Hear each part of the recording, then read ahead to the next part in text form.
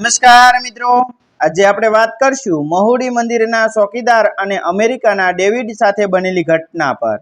સાબરકાંઠા જિલ્લામાં આવેલા એક ગામમાં સામાન્ય પરિવારમાં જન્મેલો જયદેવ વર્ષો પહેલા પોતાના સપનાઓને પાંખો આપવા માટે અમેરિકા ગયો હતો। શરૂઆતના દિવસોમાં તેના જીવનમાં અનેક સંઘર્ષો આવ્યા હતા। અજાણી ધરતી, અજાણી ભાષા અને અજાણ્યા લોકો વચ્ચે તેણે પોતાના પરિશ્રમ અને ધીરજના બળે ધીમે ધીમે સ્થાન બનાવ્યું હતું।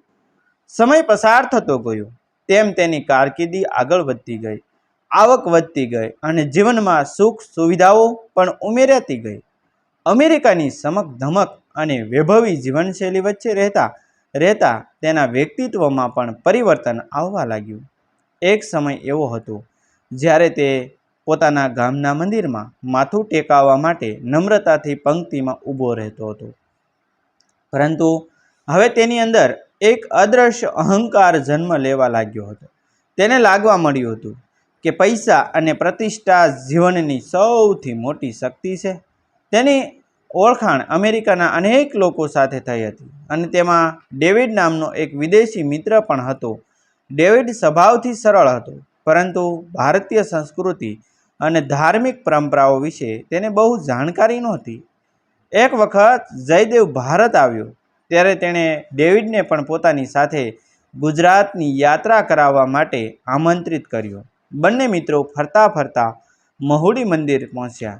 મંદિરના દર્શન કરવાનો વિચાર બંનેને સારો લાગ્યો અને તેઓ પોતાની લક્ઝરી ગાડીમાં મંદિરના પ્રવેશ દ્વાર સુધી આવ્યા। ગાડી ગેટ પાસે આવીને ઊભી રહી ત્યારે આસપાસનું વાતાવરણ ભક્તિથી ભરપૂર હતું। શ્રદ્ધાળુઓ શાંતિપૂર્વક મંદિરમાં પ્રવેશી રહ્યા હતા। કોઈ માથું નમાવીને પ્રાર્થના કરતું હતું તો કોઈ પરિવાર સાથે દર્શન માટે જઈ રહ્યું હતું। પરંતુ આ પવિત્ર વાતાવરણ વચ્ચે એક એવી ઘટના બનવાની હતી જે જયદેવના જીવનનું દિશા બદલનારો ક્ષણ સાબિત થવાનો હતો।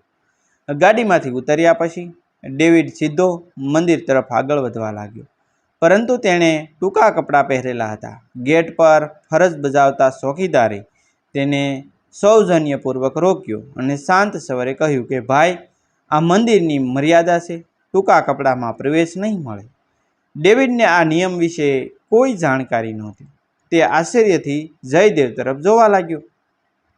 સામાન્ય રીતે આ સ્થિતિમાં કોઈ વ્યક્તિ નિયમ સમજીને તેનો સ્વીકાર કરે, પરંતુ જયદેવના મનમાં વર્ષોથી એકઠો થયેલો અહંકાર અચાનક જાગી ઉઠ્યો। તેને લાગ્યું કે તેના મિત્રને રોકીને જાણે તેનો જ અપમાન કરવામાં આવ્યું હોય।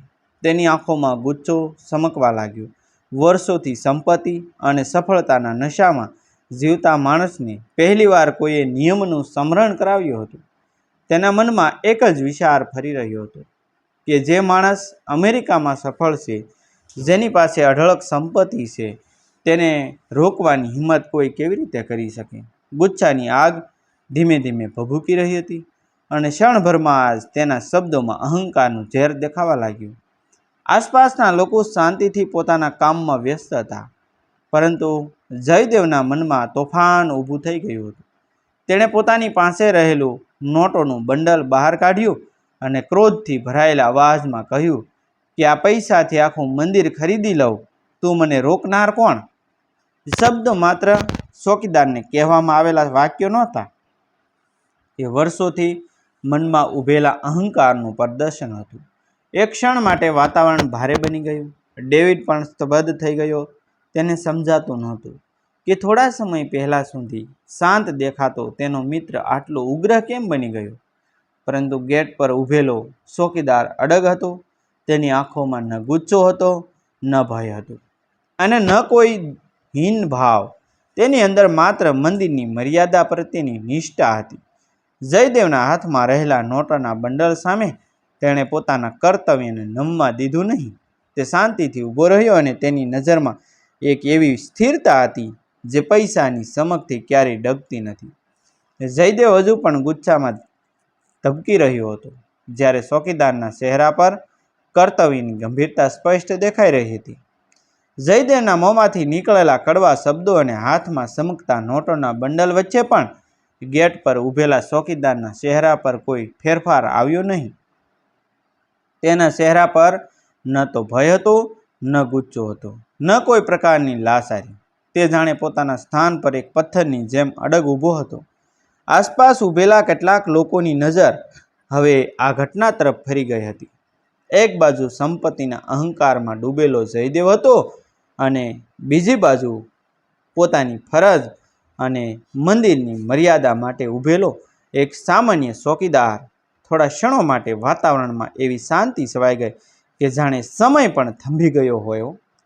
જયદેવને અંદરથી આશા હતી કે કદાચ તેની ધમકી અથવા પૈસાની સમકો સામેવાળો માણસ નમ્ર થઈ જશે.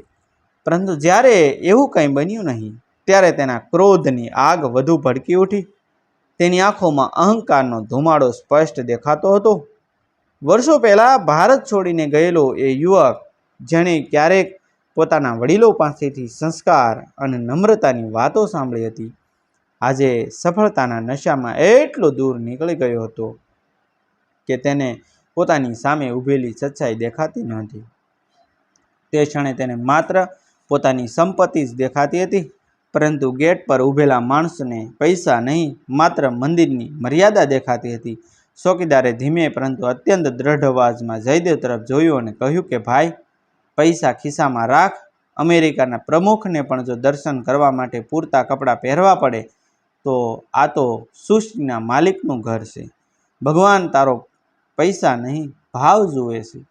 આ શબ્દો કોઈ સામાન્ય જવાબ નહોતા. આ શબ્દોમાં કર્તવ્યની નિષ્ઠા હતી, ભક્તિનો પ્રકાશ હતો, જીવનનું એક ઊંડું સત્ય છુપાયેલું હતું. એ વાક્ય સાંભળતા જયદેવના મનમાં કંઈક હલચલ થઈ. થોડી ક્ષણ પહેલાં જે માણસ પોતાની સંપત્તિના ગર્વમાં ગજતો હતો, તે હવે એકદમ શાંત થઈ ગયો હતો. તેના કાનમાં ચોકીદારના શબ્દો વારંવાર ગુંજવા લાગ્યા. ભગવાન તારા પૈસા નહીં, ભાવ જુએ છે. આ શબ્દો જાણે સીધા તેના હૃદય સુધી પહોંચી ગયા હતા. વર્ષોથી જે અહંકાર તેની અંદર ધીમે ધીમે વધતો ગયો હતો, તેના ઉપર કોઈએ પહેલીવાર એટલો સરળ પરંતુ એટલો જ પ્રભાવશાળી પ્રહાર કર્યો હતો. તેણે આસપાસ નજર ફેરવી. મંદિરમાં આવતા લોકોમાં કોઈ કરોડપતિ હશે, કોઈ ગરીબ હશે, કોઈ ખેડૂત હશે, કોઈ વેપારી હશે, પરંતુ ભગવાનના દ્વાર પર બધા સમાન ભક્ત બનીને આવ્યા હતા. ત્યાં કોઈની ઓળખ સંપત્તિથી થતી નહોતી, કોઈનું મૂલ્ય પદથી નહીં નક્કી થતું નહોતું, અને કોઈની મહાનતા પૈસાથી માપવામાં આવતી નહોતી. ત્યાં માત્ર ભાવનાની કિંમત હતી. જયદેવના મનમાં એક અજબ સંઘર્ષ શરૂ થયો.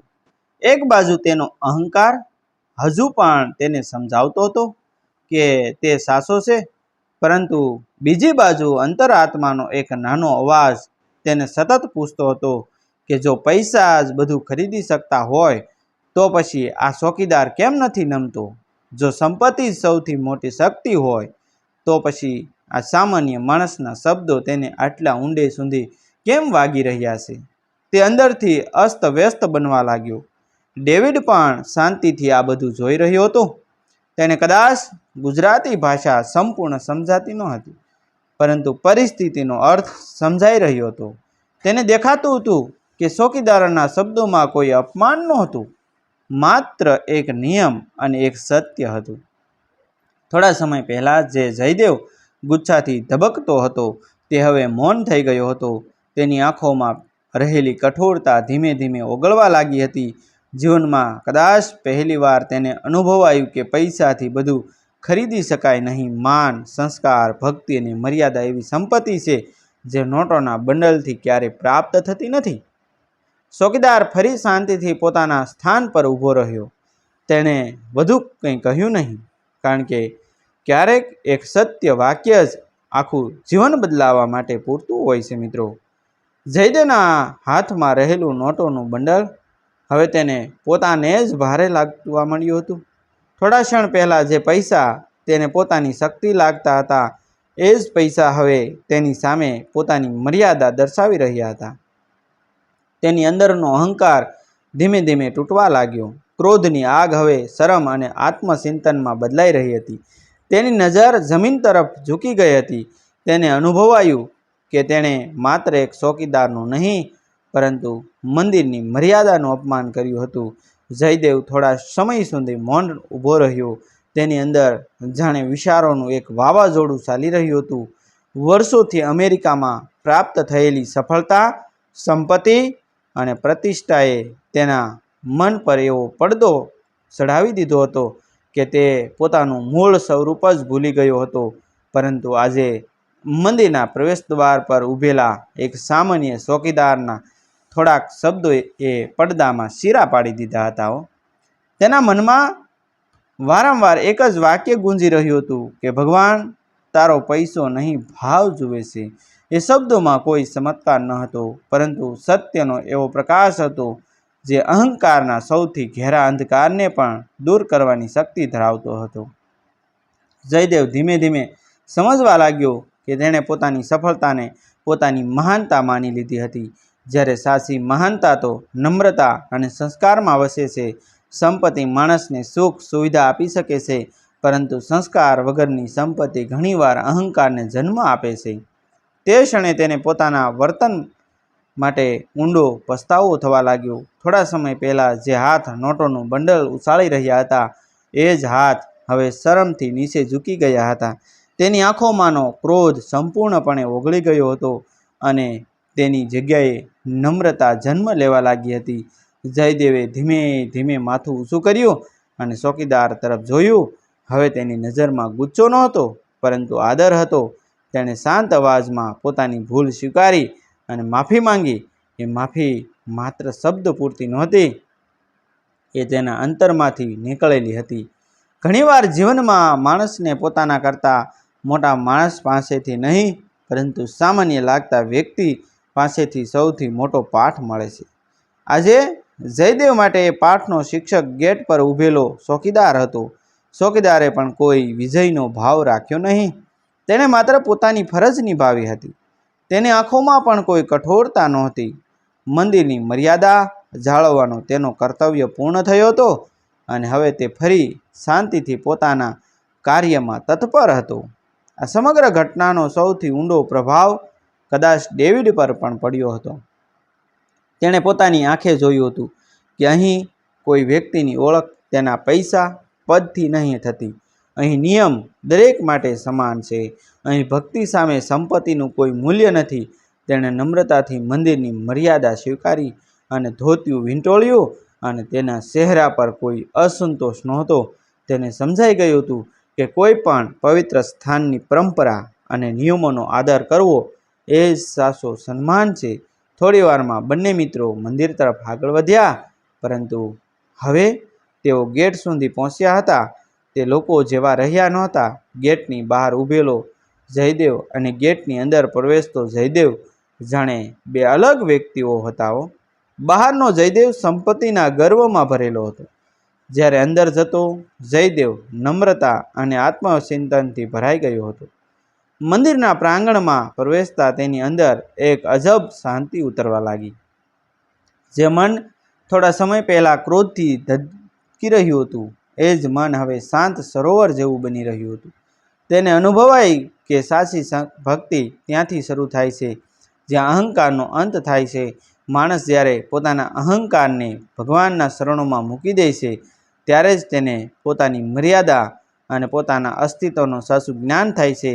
જીવનમાં કેટલી સિદ્ધિઓ પ્રાપ્ત થઈ જાય, કેટલી સંપત્તિ મળી જાય અને દુનિયા કેટલી પ્રશંસા કરે, પરંતુ જો માણસની અંદર નમ્રતા ન હોય તો એ સફળતા અધૂરી રહે છે.